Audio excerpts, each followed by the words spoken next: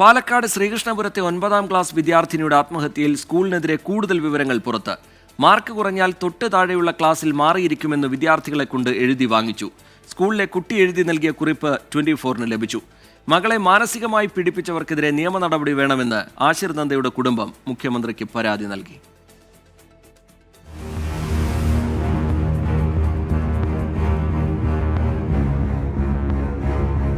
പരീക്ഷയിൽ മാർക്ക് കുറഞ്ഞാൽ 9ാം ക്ലാസ്സിൽ നിന്ന് 8ാം ക്ലാസ്സിൽ പോയി പഠിക്കാമെന്ന് ആശിർ നന്ദയുടെ ക്ലാസ്സിലെ മറ്റൊരു കുട്ടി എഴുതി നൽകിയ കുറിപ്പാണിത്.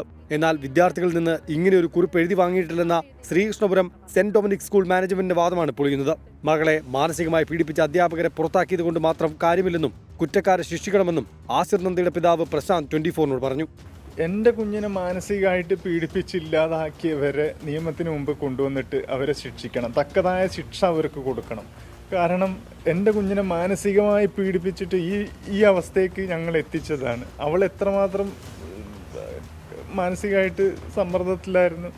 അതിന് ഇടവരുത്തിയവരെ എന്താണ് നാടിൻ്റെ നിയമം അനുസരിച്ച് ആ നിയമത്തിന് മുമ്പ് കൊണ്ടുവന്നിട്ട് അവർക്ക് തക്കതായ ശിക്ഷ കൊടുക്കണം. സംഭവത്തിൽ സ്കൂളിനെതിരെ പെൺകുട്ടിയുടെ കുടുംബം മുഖ്യമന്ത്രിക്ക് പരാതി നൽകി. വിഷയം ചർച്ച ചെയ്യാൻ രക്ഷിതാക്കളുടെയും യുവജന വിദ്യാർത്ഥി സംഘടനകളുടെയും സാന്നിധ്യത്തിൽ ഇന്ന് യോഗം ചേരും. ശ്രീകുമാരൻ, 24, പാലക്കാട്.